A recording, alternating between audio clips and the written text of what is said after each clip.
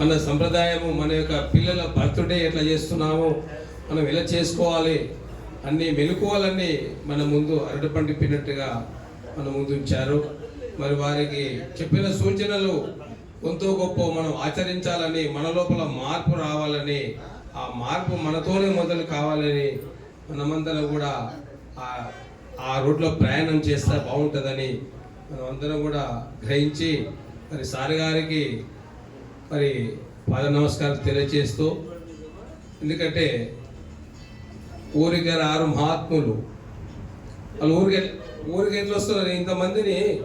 ఉద్దేశించి ఇన్ని గొప్ప విశేషాలు చెప్పడానికి వస్తారు. మరి ఆ మహాత్ముల సంగత్యంలో అలట్లో మరి ఆ రూట్లో ప్రయాణం చేస్తే మనకు కూడా చాలా అద్భుతమైన మరి ఫలితాలు వస్తాయి. మరి మంచి సత్సంగం కూడా ఎంచుకొని సత్సంగంలో ప్రయత్నం చేయాలని,